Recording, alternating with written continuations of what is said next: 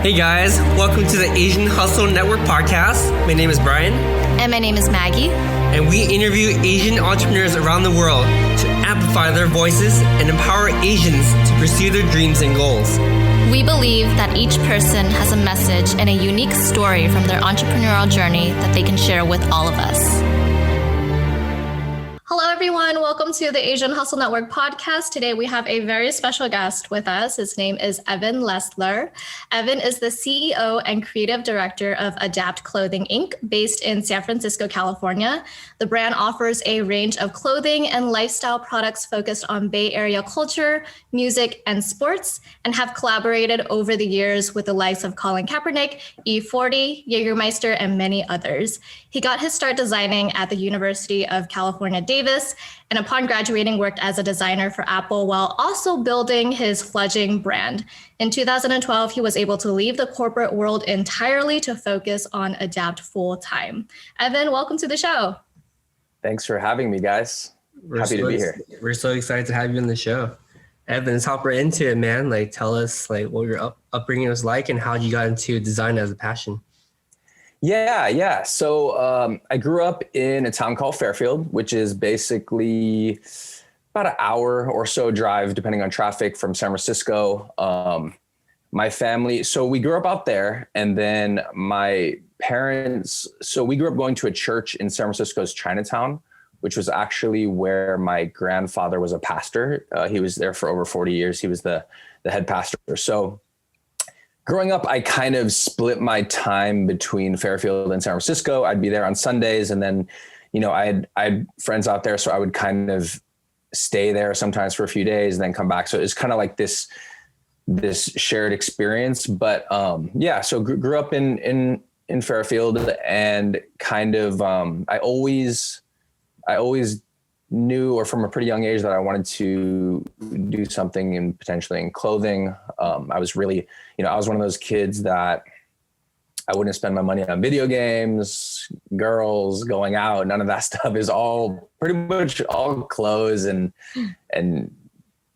accessories and things like that. So, I that's kind of what I was interested in. And probably from high school, junior, senior year is when I really had solidified that I do want to get into the clothing industry in some capacity, whether that's working for a company that I liked or trying to do my own thing. So I think from a pretty young age, as it pertains, in relation to most other people, I think I was pretty targeted in what I wanted to do from a pretty young age. I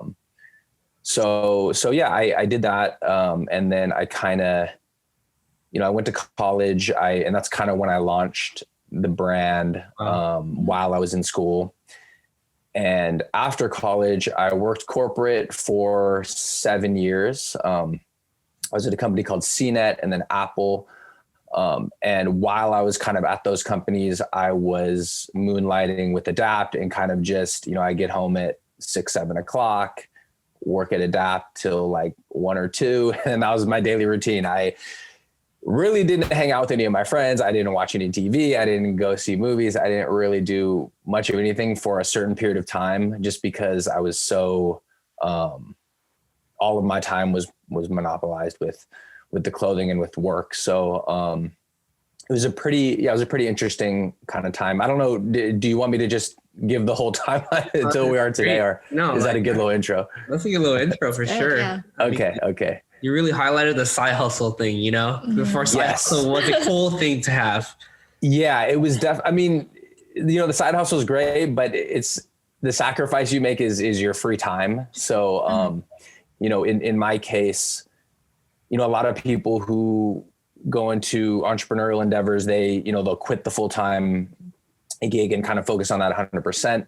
Yeah. My story is a little different because I ran it in tandem with my full-time job for 7 years, which is a pretty conservative approach. I mean, the brand was doing well. I mean, the reason that I finally left, which was in, I think 2012 or 13 to do Adapt full-time, was that, I physically just didn't have the time anymore. Like the amount of money that I was losing working at Apple, the math didn't work out anymore. And so, I probably should have left Apple 2 or 3 years before I did.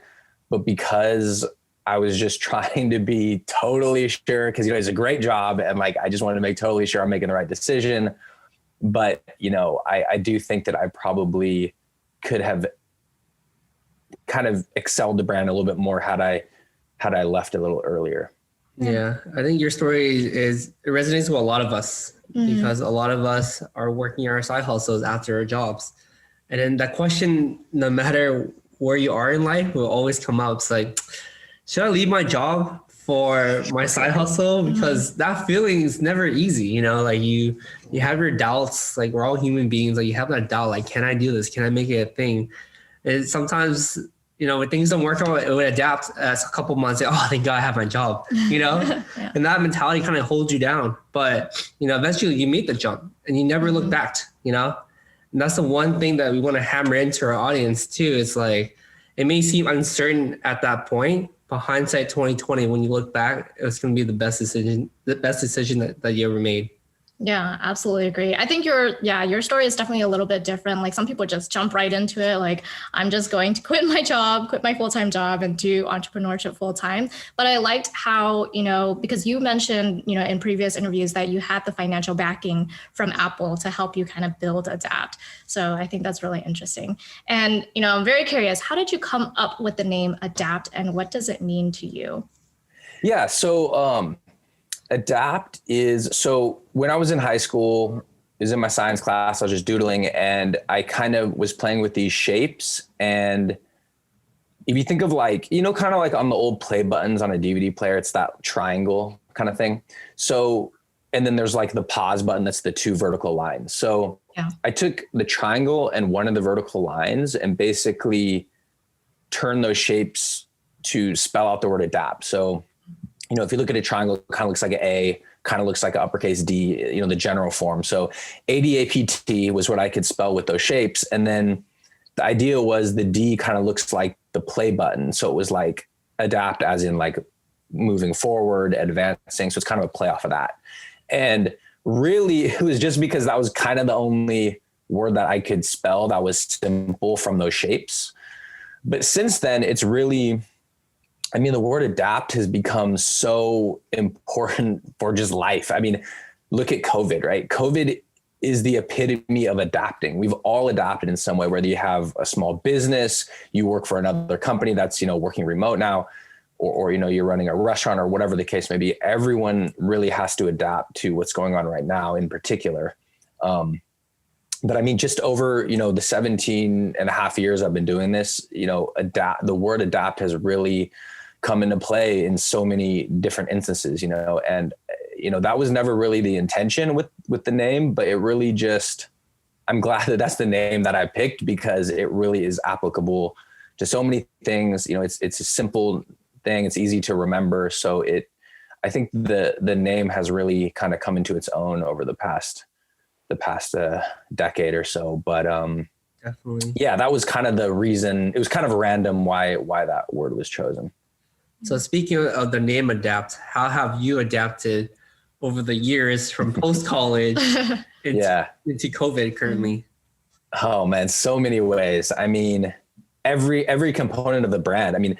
For one, just where do I run the brand? So like when we first started, I was at my apartment in UC Davis and I had roommates and, I filled up like our kitchen area with these like clear Sterilite bins of clothes. And I guess people were cool with it. They didn't really complain, but I kind of felt bad. I was taking up like the general space with my own stuff. So, but even just adapting in a space environment. So, and then my first place out of college was an apartment in San Francisco when I was working for CNET. So I had to move all my stuff in there. I set up a table so I could like sew labels into the necks of the shirts.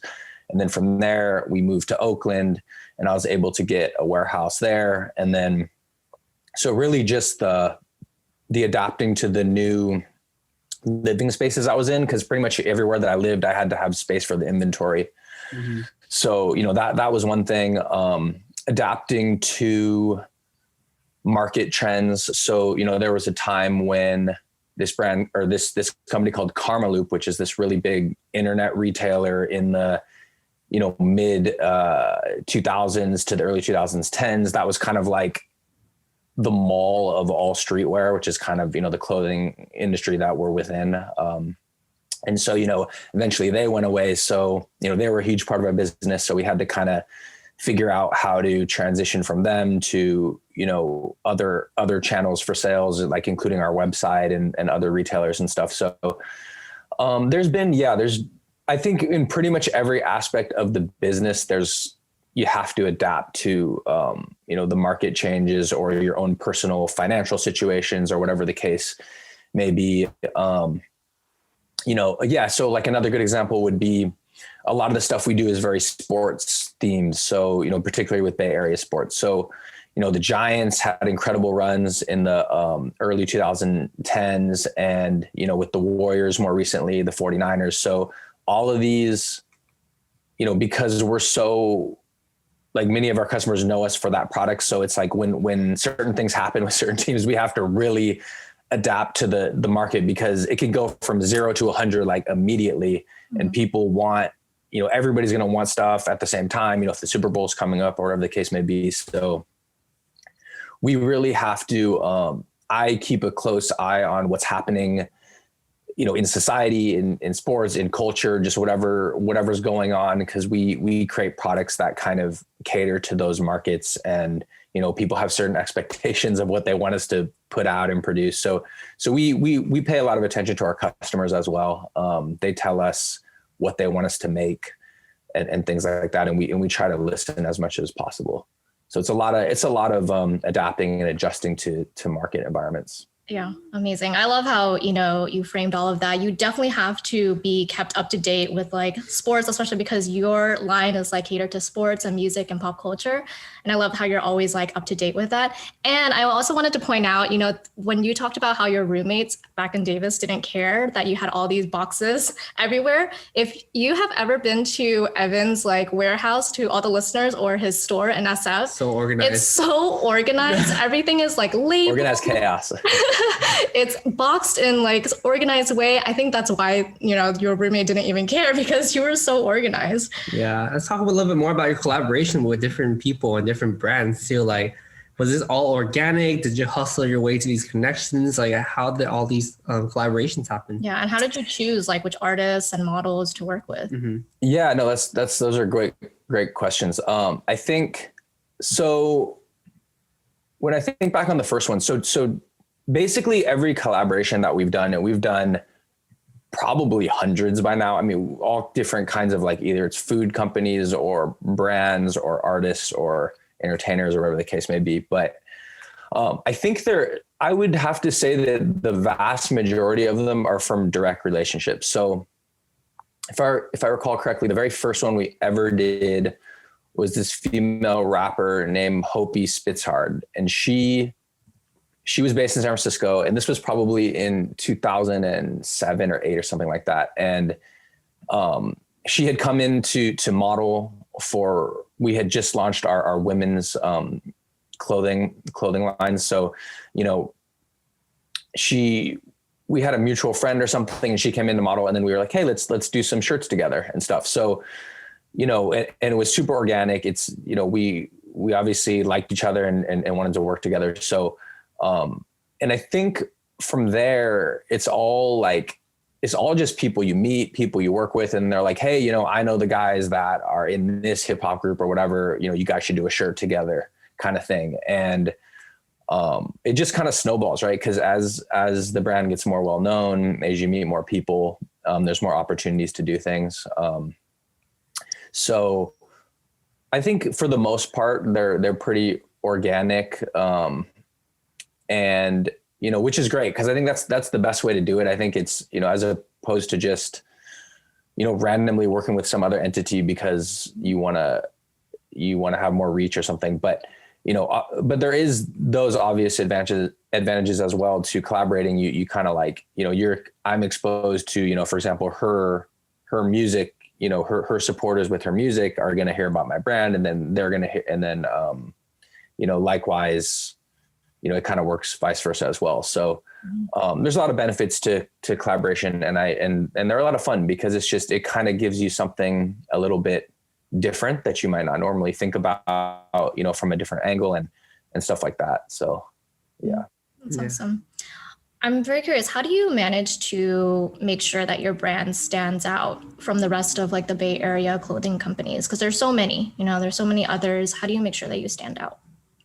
Yeah. I think, so when we were first kind of starting and trying to get our name out there, I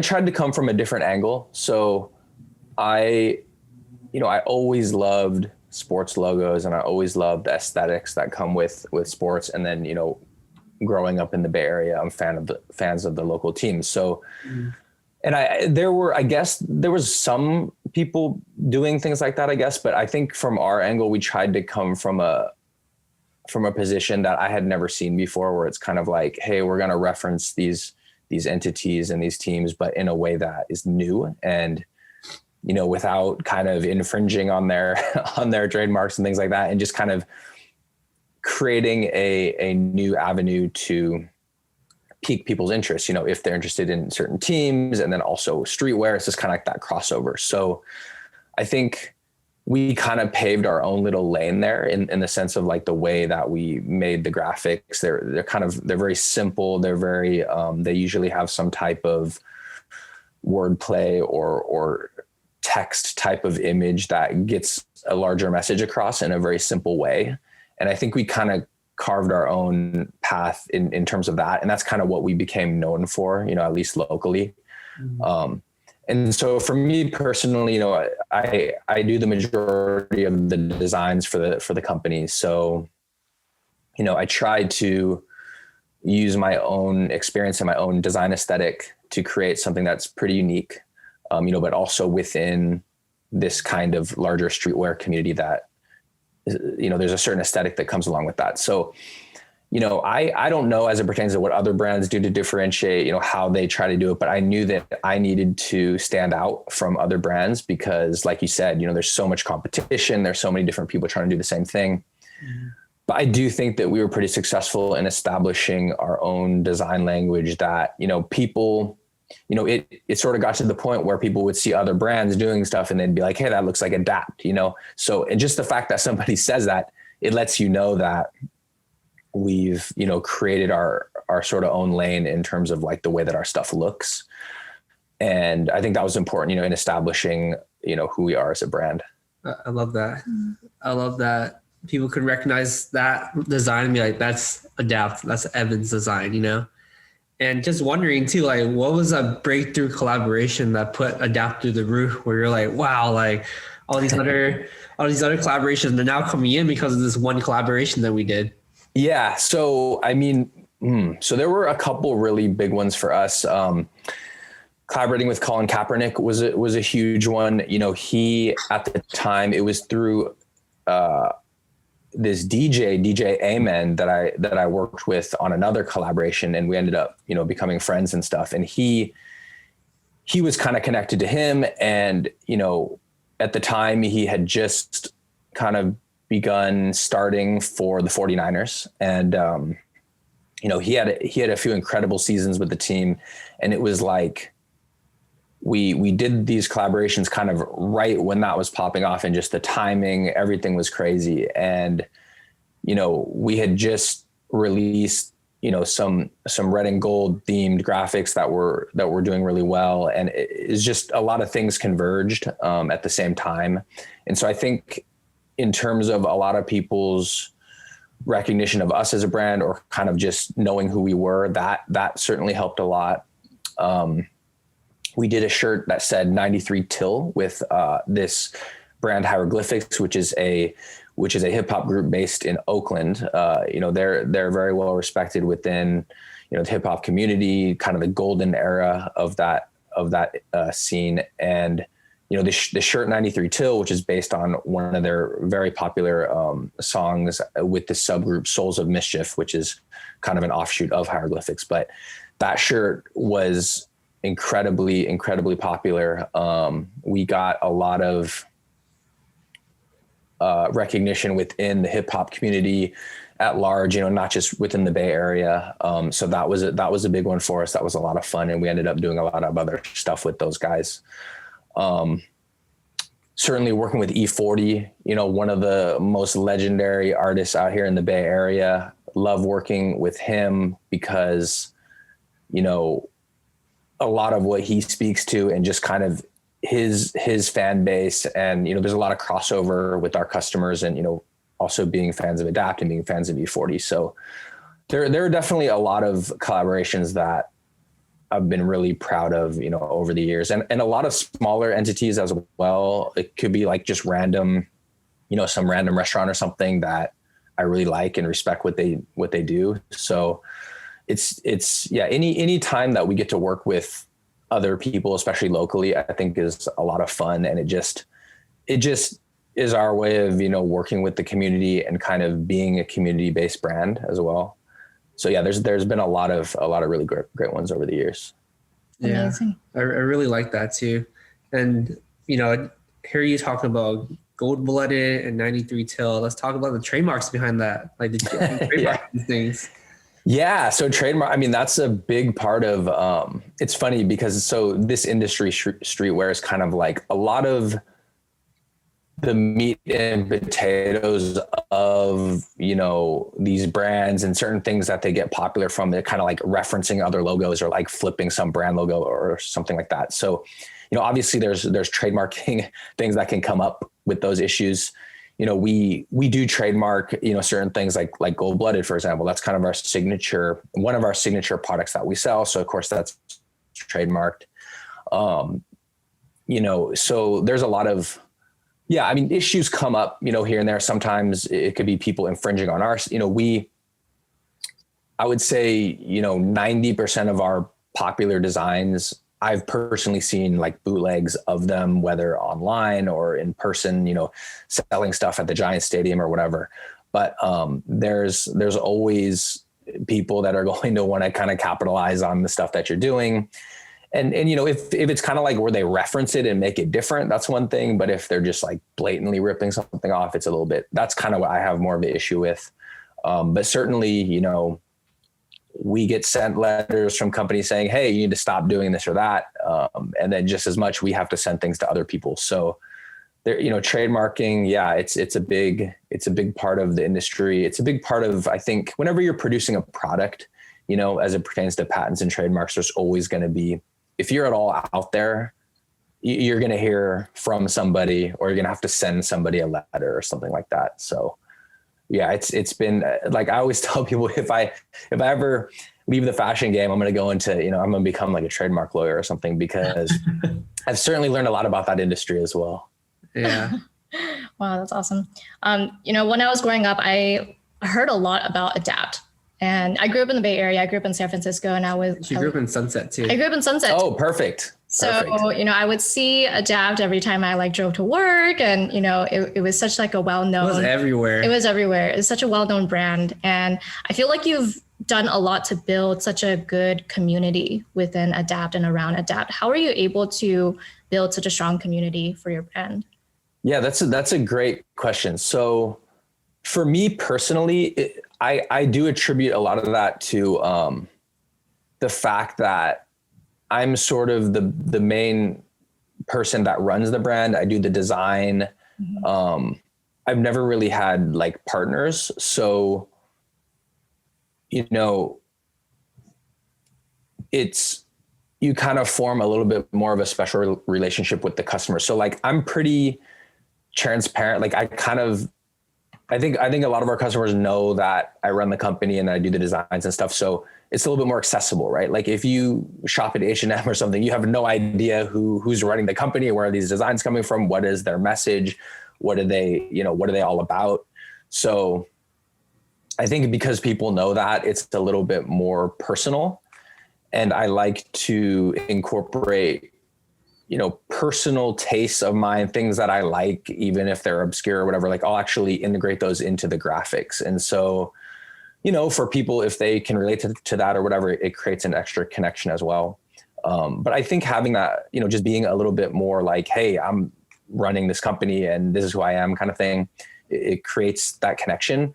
About 5 years ago, I got really sick and I was unable to really do a lot of designing or running of the company. Thankfully, my aunt, she's our warehouse manager, so she was able to handle all that stuff in the meantime. But, I literally just sent, cause we have email lists and we send out blasts, and I just said, hey, this is Evan. I'm really sick. I got this type of sickness, and like, just letting you know that I'm not going to really be available for probably the next year or so. So, if you see that we're not putting out as much product, or maybe we're not shipping as fast as we used to, or whatever the case may be, like, this is why. And, I got a ton of responses from people that were, just words of encouragement. They understood the situation, and just, I think having that transparency is really important for our brand. And I think that it's something that is unique to a small business, because you actually have the ability to connect with your customers in that way, right? I could personally respond if I wanted to every single customer inquiry that we get. It'd be difficult, but it could be done. And, with a larger company, you don't have that ability to have that connection as much. So I think that's an important part of the business that I would like to keep kind of that way.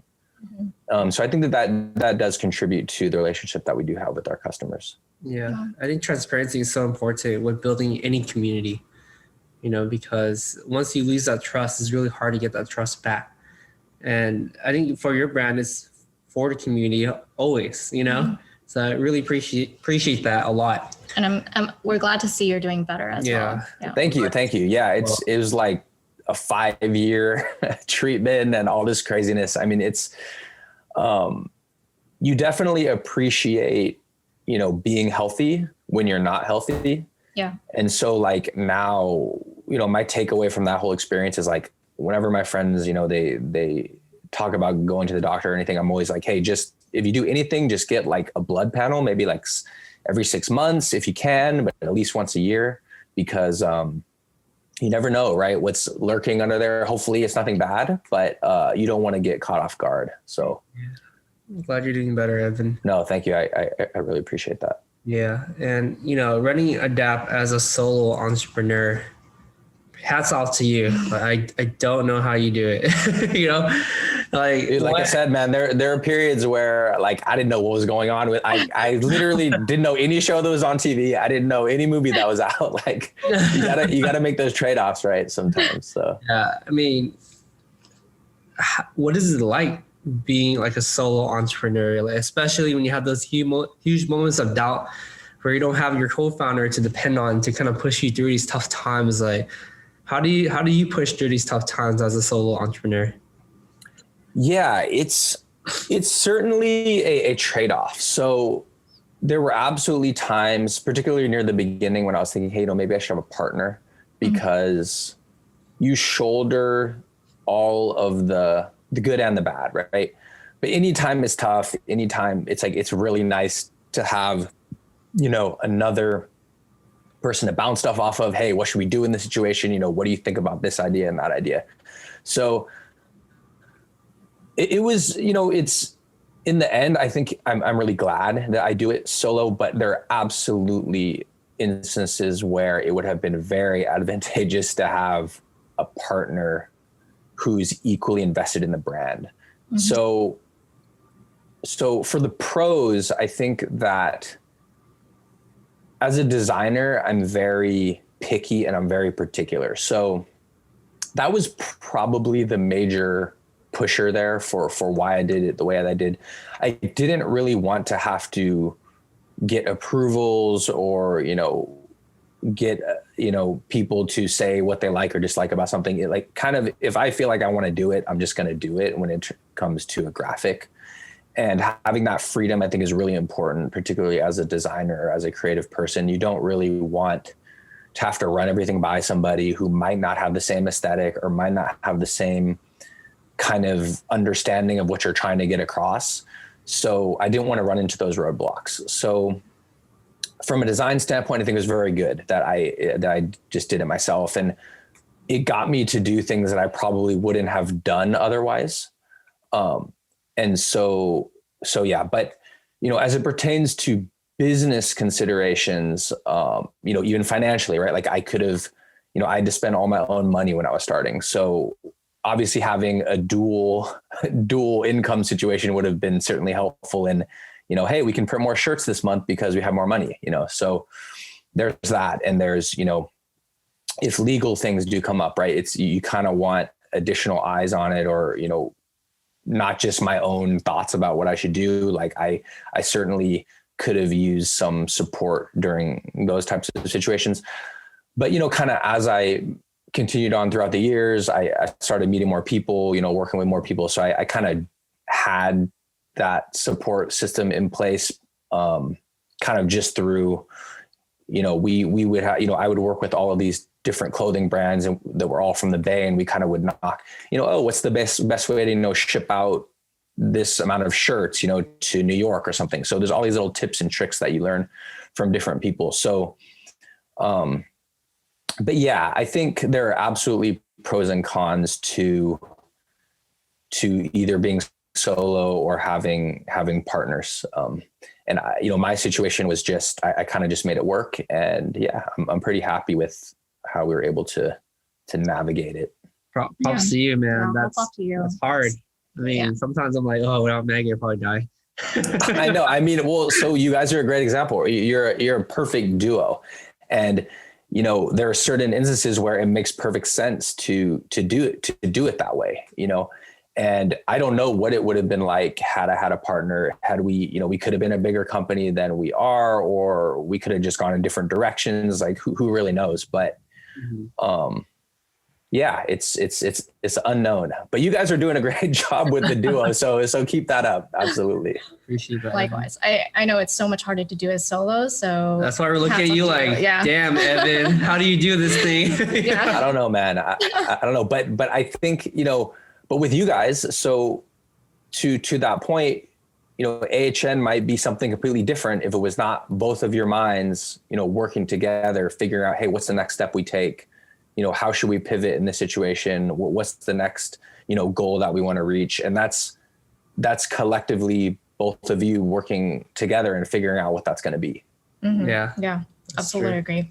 Yeah. And so, we know that some of your designs are also Asian inspired. On the topic of AHN, we see on your inspo board behind you, you have some designs that are, in Japanese characters and whatnot. Yeah. We'd love to know what your thoughts are on being Asian American in this industry. You understand you're also half, right? Yeah. Evan? I am. Yeah. So yes. Okay. Yes.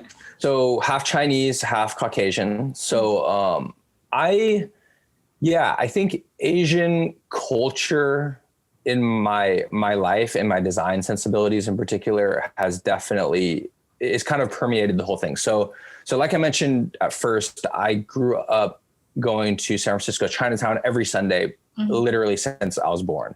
So and it was a Chinese Baptist church. It's called FCBC. So I was, Chinese culture has always kind of been a part of my life, just by default. And so those sensibilities and those aesthetics, are kind of ingrained in me. And just being in Chinatown every Sunday, playing with the pigeons and so the first kind of logo that we had used back in the day was a pigeon, and that was based on, I'd run up and stamp my feet and all the pigeons would go fly. I just mess with these things. They always represented to me this urban grittiness, right? Like you can never shake the pigeon. You'll never catch the pigeon. It's never scared of you. Like it just hangs out. It does its thing.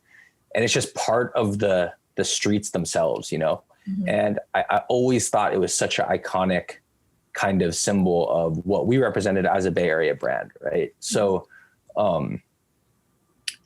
but yeah, so growing up in Chinatown, just kind of playing in those spaces, I grew, in terms of other kind of Asian inspired stuff. So, I was into anime, as a kid. Akira is this anime that came out in the 80s that was just a huge inspiration for me graphically. Like I always thought it was just the visuals of it were so ahead of the game. Like anything that any US kind of cartoon company was making. So like just the aesthetics of it, and we've incorporated that into numerous graphics that we've done. And if you think about it, right, a lot of entertainment, a lot of the visuals that we have here are from Japan. I mean, Japan really is the starting point for a lot of those aesthetics. And so, we probably within the past couple of years, we kind of did this katakana version of Adapt with these Japanese characters that, people really, really liked. It's very aesthetically kind of pleasing. So we've been integrating that as well more and more. We've had designs that we've kind of used Chinese characters and different things. So I think it's just kind of interwoven itself throughout the history of the brand. Alphanumeric, which is this clothing brand that was one of the main inspirations for me to start my brand. They were from the late 90s, and one of their big things was like they had a lot of so like they were a skateboard company, but they had a lot of minorities like Asians and blacks and pretty much everything that were part of the team, which is very unusual at the time for, if you think of like skating in general, it's a little bit more of like a white sport, you could say. So I always found that very interesting, and I liked the diversity element. And so I think that probably had some type of subliminal, effects on me over the years, as well as I kind of, grew the brand. Mm-hmm. Awesome. Yeah. Amazing. And I have to ask this question because, for the longest time we saw the billboard at Oracle of Ashley V, and I would love to know, like, how did that happen? And did you see any like changes with Adapt in terms of like marketing and then like more traffic coming in after you put that billboard? Let's get the backstory of that first. Yeah. Audience to know. Yeah. So all the time. And so, I love seeing it. Yeah, no. So Ashley V is this awesome model that one of the first people we ever worked with, with our women's clothing, and we've been working with her ever since. And we had the opportunity to do some billboards. We don't do traditional marketing in the sense that, like, as it pertains to print marketing, prior to Instagram, Facebook, all that stuff. But, I always thought a billboard would be really cool because just growing up, like, I always would look at these billboards and they're just so interesting to me. And it's just such a huge canvas. Mm-hmm. You can't escape it. And, there's so much potential with what you could put on such a big canvas. Yeah. And given that opportunity, I just wanted to do something that would really stand out. And Ashley, we had Amari, who's this photographer I've been working with for years, that just does amazing photography for pretty much, all of our collaborations and stuff. And he, we came out and we shot some photos with Ashley that were, the intention was to be for the billboard. Mm-hmm. And we just put it up, and we typically do billboards when there's it's maybe like the holidays are coming up or there's some sports team that's doing well. So in terms of like what impact it had, I don't really ever know. Like, there's no way to get metrics on that. Yeah. But what I do know is, like, tons of people would message us, email us, like, just say, hey, we heard about you because we saw this billboard. And stuff. So it absolutely has positive effects. I just don't know really how to quantify that, but it absolutely, creates a lot of goodwill. It's, certainly Ashley loved, seeing herself up there, and we were just talking the other day, hopefully we could do another one at some point relatively soon. But yeah, I mean, I absolutely love billboards. I think that they're just awesome. Like, they're just big and huge, and you can put whatever message you want on there, and it's just kind of a lot of fun. Yeah, I like that. I think it's still up. I mean, we drive by there almost. I think they've probably taken it down by now because they would probably been charging me a little bit. But I mean, maybe it is. Hopefully they forgot about it. Just leave that alone. You don't got to worry about that. Just leave it there. Too much work anyway. Yeah, too much work to take that down. So, Evan, what are your goals for 2021 for Adapt and for yourself? Yeah. So, 2020, of course, was insane for everyone. We, being an online based business, thankfully we were kind of shielded from a lot of the negative aspects as it pertains to, physical retail and things. Obviously our stores were closed during a lot of that time. We technically could have opened, but I thought it was in our best interest to maybe just focus on the web store during this kind of volatile time. And so, the web store thankfully was solid. In 2021, I would absolutely, like to reopen our stores, our physical stores. I really miss, interacting with our customers. I love, one of my favorite parts of running the business is just, talking to the people that come into the store, like I want to hear what they're all about and, kind of what designs they like and, what they would like us to maybe do in the future. And just, it's just a lot of fun. And, particularly now when we're so socially distanced, it's like, I'm just going stir crazy, like I would love to get back to some of that normal that we used to have. Mm-hmm. And then, yeah, so, we have a lot of fun stuff planned. It's actually the 10-year anniversary of Gold Blooded. Wow. So we're working with a bunch of different entities that we've worked with over the years on some cool new collaborations. So I'm super excited for that. We just locked one in this morning. So just absolutely looking forward to that project because we haven't done anything of that scope where we're doing so many different collaborations for one purpose. Mm-hmm. So I'm pretty excited about that. And, but in general, I don't really forecast much of, here's our plan for 2021. Here's what we're going to do for 2022. I literally don't know. And again, that goes back to, for me, the beauty of not having to run stuff by other people because, if some VC was backing or something and they said, hey, we need to see what your forecasts are for the next 8 quarters or something. It's like, I don't know, I'm just playing it by ear. Uh-huh. Whatever inspires me, whatever I decide to do, from month to month is very malleable. So I like that freedom for sure. Yeah. But yeah, a lot of fun stuff planned for the year. Awesome. Well, happy 10 years to Gold Blooded. And we're super excited to see the new collaborations coming up for Adapt. We have one last question for you, Evan, and that's what one advice could you give to an aspiring entrepreneur? Yeah, always a great question. So plenty of advice, but for one thing, I would say so in 2021, we've never been in a time where there's been as much opportunity as an entrepreneur. Mm-hmm. To become successful, right? Like there's so many venues and channels and ways that you can be successful from your living room, from your bedroom, right? You don't even have to leave your house. But there's so many opportunities. So I would say that, anyone who is thinking about doing something a little bit non-traditionally, to absolutely pursue it, right? And certainly don't just jump into it willy-nilly, but absolutely, try it because, I believe that if you really try it, try doing what you want to do and it doesn't work out, that's fine. Right. And now, that thing is maybe not the best for you.